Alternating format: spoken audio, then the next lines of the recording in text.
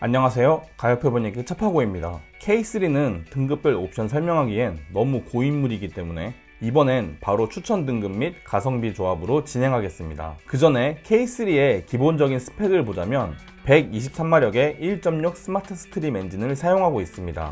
적당하면서 살짝 부족한 엔진이긴 한데 한국 땅에서 시속 130km까지 달리기에는 무리 없는 엔진입니다. 변속기는 IVT 무단 변속기로 다른 건 모르겠고 이거 효율이 미쳤습니다. 발컨 좀만 더 하면 하이브리드급의 연비를 보여주죠. 물론 아반떼 하이브리드에서 발컨하면 더 미친 연비가 나오기는 합니다. 스티어링 조향 방식은 컬럼 타입인 CMDPS입니다. 하지만 예전에 16비트 방식에서 32비트 방식으로 바뀌었기 때문에 아주 옛날처럼 스티어링이 따로 노는 듯한 그런 감각은 사라졌습니다. 그냥저냥 타기에는 충분하죠. 자, 차량 스펙은 이 정도면 충분합니다. 추천 조합 바로 가겠습니다. 최대한 저렴하게 타고 싶으신 분이라면 트렌디의 버튼 시동팩, 16인치 휠, 드라이브 와이즈 추가하여 2,028만원에 구매하시는 걸 추천드립니다. 트렌디라고 해서 옵션이 없는 게 아닙니다. 각종 충돌 방지 보조에 후방 주차 센서, LED는 아니지만 그래도 밝은 프로젝션 타입의 헤드램프,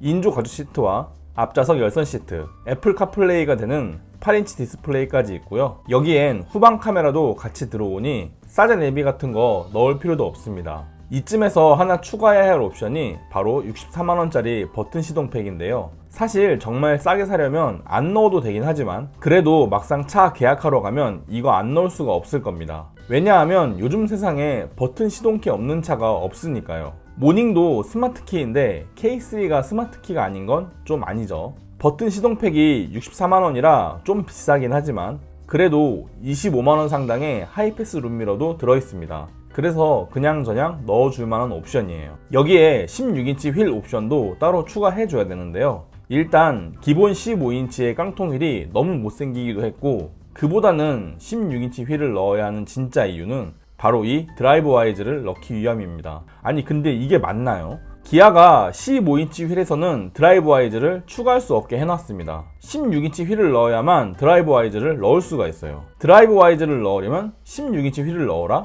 이게 누구 아이디어인지 모르겠지만 정말 대단하다고 생각하고요. 어쨌든 우리가 드라이브 와이즈를 넣어야 하는 이유가 뭡니까? 바로 이 스마트 크루즈 컨트롤 때문입니다. 차 사면 놀러 가고 싶은 게 사람 마음이고 이왕 놀러 가는 거 멀리 가고 싶은 게 욕심인데 이럴 때 스마트 크루즈 컨트롤이 있으면 편하게 장거리 운행이 가능하고요. 여기엔 사각지대 경고 장치까지 장착되어 있으니 안전에서도 매우 이득인 부분입니다. 그리고 전자식 파킹 브레이크 적용으로 오토홀드로 신호 정차 시 브레이크 밟고 있을 필요 없습니다. 이 세 가지 옵션만으로도 99만원의 가치는 충분히 하니까 드라이브 와이즈는 아무리 깡통차를 산다고 해도 꼭 챙기는 걸 추천드립니다. 1번 조합이 앞으로 설명드릴 2번 조합에 비해 부족한 게 있는데요. LED 리어램프 없습니다. 하지만 리어램프, LED 된다고 해서 뒷차들이 길 비켜주는 거 아니죠. 나한테는 보이지도 않는 옵션이기 때문에 후미 램프에 굳이 돈 쓸 필요 없습니다. 사이드미러에 LED 방향 지시등 없는데요.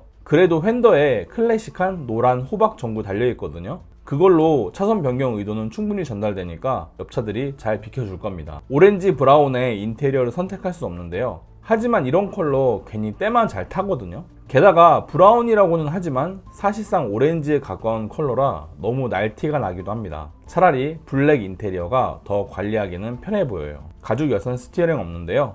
하지만 차 사면 여자친구 생기는 거 국룰인 거 아시죠? 여자친구 생기면 추울 때 손 잡으면 되니까 바로 따뜻해집니다. 게다가 혼자 열선 스티어링 잡으면 여자친구가 삐져서 바로 솔로 될 수도 있고요. 앞좌석에 통풍 시트 없는데요. 하지만 원격 시동 스마트 키로 에어컨 미리 빵빵하게 틀면 되니까 굳이 통풍 시트 없어도 되겠죠. 스마트 트렁크 없는데요. 어차피 스마트 트렁크 달린다고 해서 전동 트렁크처럼 열리는 게 아니거든요. 그냥 스프링 탄성으로 멋없게 열리는 거기 때문에 이걸 아쉬워할 필요는 없습니다. 풀 오토 에어컨이 아닌데요. 하지만 수동 에어컨도 사용하기에는 딱히 불편함은 없습니다. 지금도 이미 에어컨 풍량 조절 다 다이얼로 할 수 있기 때문에 풀 오토 에어컨 아쉬워할 필요는 없어요. 10.25인치의 내비게이션 없는데요. 하지만 지금은 스마트폰 시대 아닙니까? 애플 카플레이로 차량 연결해서 T맵 쓰면 되는데 굳이 내비에 추가 금액 쓸 필요 있을까요? 정답은 네, 없습니다. 운전석 전동 시트 아닌데요.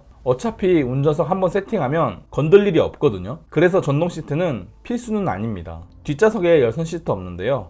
애초에 K3에 사람 4명을 꽉꽉 태우고 다닐 일이 없습니다. 그리고 뒷좌석에 태워준 것만으로도 감사하게 생각해야지, 혹시나 뒷좌석에 탄 사람들이 왜 이 차는 뒷좌석에 열선이 없어? 너 혹시 돈 아까워서 컴포트 안 넣은 거야? 라고 따지면 그냥 그 자리에서 바로 내려주고 버스 타고 오라고 하시면 됩니다. 뒷좌석에 시트 폴딩이 안 되는데요. K3 타면서 뒷좌석 폴딩 할 일이 있을까요? 사실 이거 한 번도 안 접어 분들도 많을 겁니다. 그럼보다 없어도 아무 상관이 없다는 뜻입니다. 뒷좌석에 에어벤트 없는데요. 이거 없어도 에어컨 세게 틀면 뒷좌석 금방 시원해집니다. 정 덥다고 하면 선풍기 하나 달아주면 되겠죠. 웬만한 옵션은 다 있었으면 좋겠다 싶으신 분이라면 프레스티지에 컴포트, 드라이브 아이즈 추가하여 2,314만원에 구매하시는 걸 추천드립니다. 1번 조합 대비 286만원 올랐습니다. 일단 트렌디와 프레스티지의 가격 차이는 326만원입니다. 하지만 프레스티지에는 트렌디에서 버튼 시동팩, 16인치 휠 타이어, 10.25인치 내비게이션이 포함된 옵션 구성을 가지고 있거든요.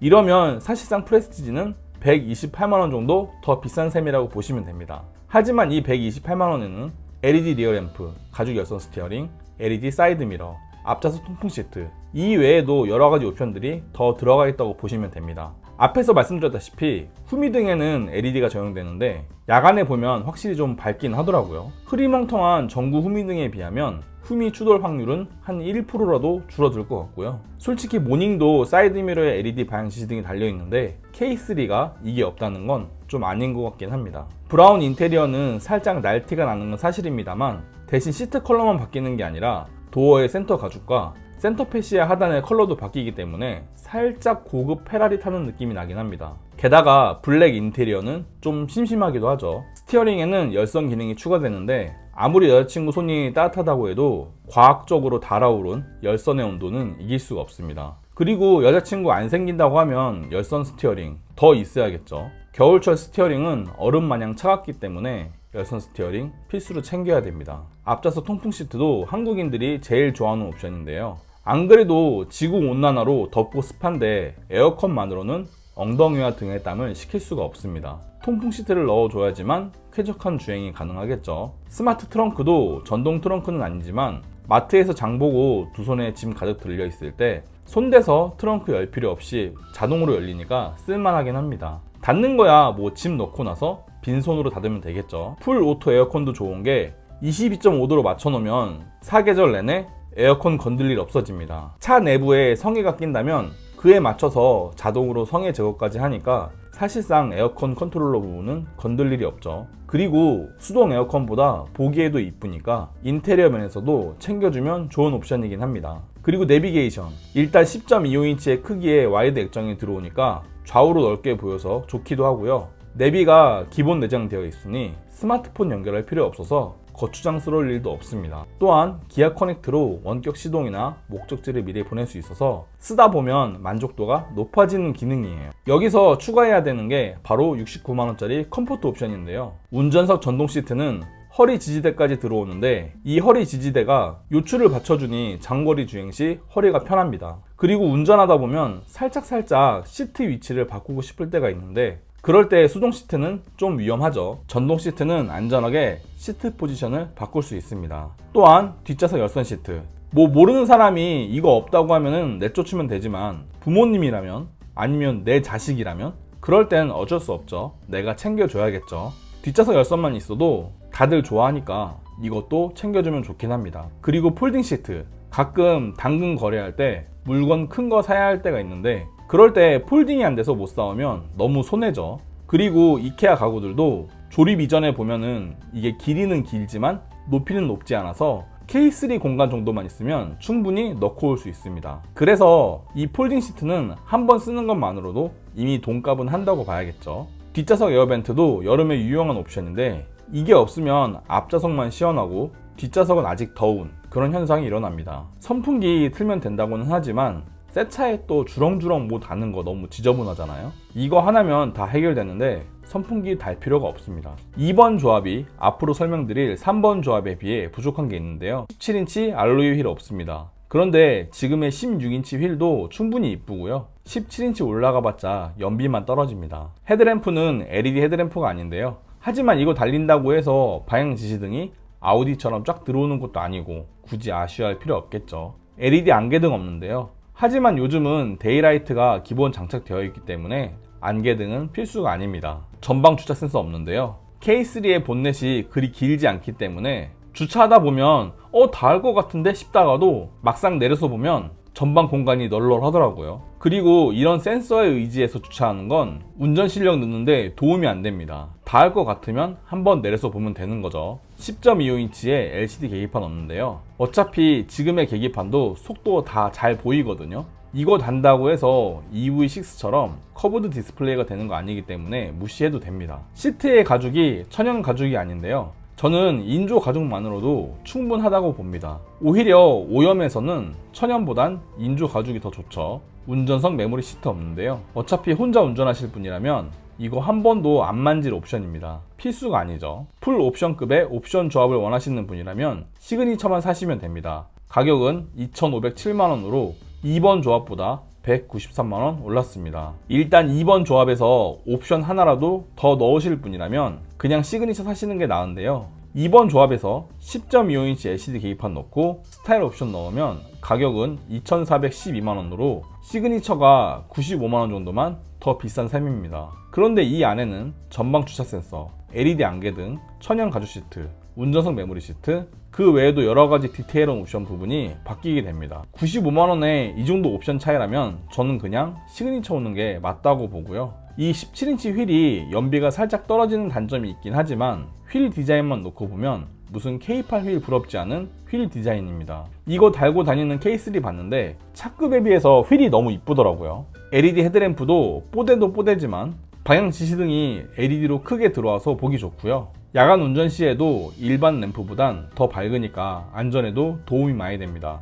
안개등도 평소에 쓸 일이 없긴 하지만 어두운 저녁 좁은 시골길 운전할 때 켜주면 좌우의 폭을 더 확실히 알 수 있어서 도움이 되긴 하더라고요. 그리고 전방 주차 센서. 이 전방 주차 센서는 주차할 때뿐만 아니라 좁은 길 통과하거나 닿을 듯 말 듯한 공간 통과할 때 도움이 됩니다. 전방 주차 센서로 차폭을 알게 되니까 운전 실력도 금방 늘겠죠. 그리고 계기판을 10.25인치 LCD로 바꾸면 계기판의 디자인이 확 바뀌는데 요즘 나오는 현대차의 파워포인트 계기판이나 EV9의 네모난 계기판보단 차라리 이때의 디자인이 더 나은 것 같습니다. 아무리 봐도 이게 더 이쁘죠. 천연 가죽 시트도 맨살에 닿았을 때 느낌이 인조 가죽 시트보다 더 좋고요. 운전석 메모리 시트는 혼자 운전한다고 할지라도 1번 세팅은 운전 세팅, 2번 세팅은 휴식 세팅으로 해놓고 쓰면 됩니다. 그러면 매번 시트 조절하느라 안 당기고 있어도 되니까 편해요. 여기에 같이 들어오는 이지 액세스 기능도 타고 내릴 때 편하게 해주니까 좋고요. 3번 조합이 앞으로 설명드릴 4번 조합에 비해 부족한 게 있는데요. 8개 스피커에 크렐 오디오 없습니다. 그런데 K3급에서 오디오까지 이렇게 풀 튜닝하는 거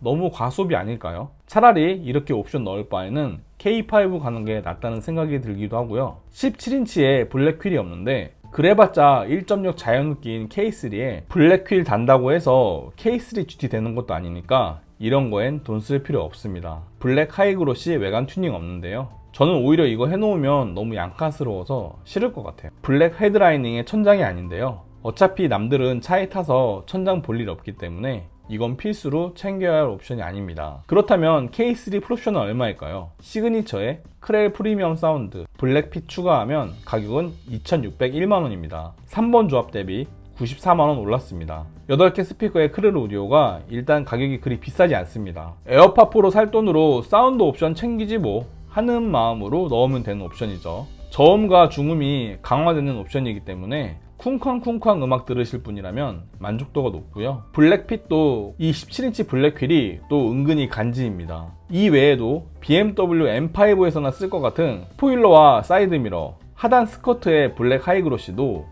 운전자 입장에선 은근히 자부심이 느껴지는 부분이기도 하고요. 제가 제일 좋다고 생각되는 부분은 바로 이 블랙 헤드라이닝입니다. 천장이 블랙 컬러로 덮이는 게 생각보다 실내 분위기를 차분하게 만들어주는 요소더라고요. 한눈에 보는 옵션표입니다. 가장 저렴하게 구매하실 분이라면 1번 조합 2,028만원에 구매하시면 됩니다. 각종 충돌 방지 보조 기능부터 시작해서 앞좌석 열선 시트, 8인치 디스플레이, 스마트 크루즈 컨트롤, 오토홀더가 되는 전자식 파킹 브레이크까지 넣는 가성비 조합입니다. 하지만 이거 너무 깡통스럽다 싶으신 분이라면 286만원 더 주시고 2번 조합 2314만원에 구매하시면 됩니다. 가죽 열선 스티어링과 앞좌석 통풍 시트, 10.25인치 내비게이션, 뒷좌석 열선 시트까지 나도 편하고 가족이 타도 아쉽지 않은 옵션 조합의 구성이에요. 하지만 이왕 사는 거 좀 고급감은 챙겨야겠다 싶으신 분이라면 193만원 더 주시고 3번 조합 2,507만원에 구매하시면 되는데요. LED 헤드램프부터 해서 전방 주차 센서, 10.25인치 LCD 계기판까지 K5 부럽지 않은 옵션 구성 챙기게 됩니다. 그런 거 모르겠고 차는 역시 프로비지 싶으신 분이라면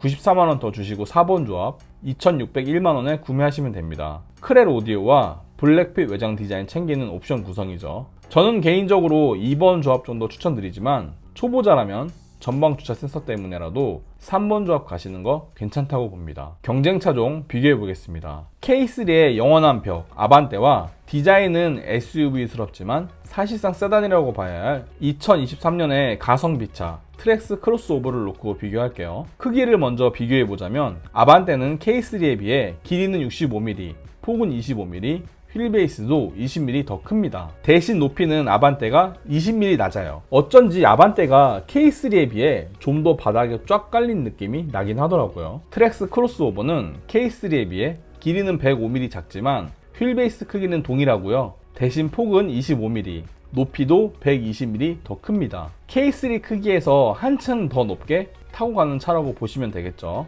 그럼 가장 중요한 가격도 한번 살펴볼까요? 셀토스 1.6 터보까지 가져와서 비교해 보겠습니다. 3번 조합 기준 아반떼는 K3에 비해 184만원, 트랙스 크로스오버는 259만원, 셀토스는 366만원 더 비쌉니다. E급의 준중형 차량에선 K3가 제일 싼 거죠. 유류비를 보면 K3는 1km 주행 시 113원이 소모되는데요. 10만 킬로 주행 시에는 1135만원의 유류비가 발생합니다. 그에 비해 아반떼는 연비가 더 좋아서인지 54만원 덜 들고요. 트랙스 크로스오버는 166만원, 셀토스는 221만원 더 듭니다. 트랙스와 셀토스는 터보 차량이라 그런지 연비에선 K3에겐 안 되는 거네요. 그래서 차량가액에 취등록세 포함하고 5년 동안의 자동차세와 10만 킬로 유류비까지 포함하여 계산해보면 K3는 3,948만원의 비용이 발생하는데요. 그에 비해 아반떼는 처음엔 184만원 비쌌지만 나중엔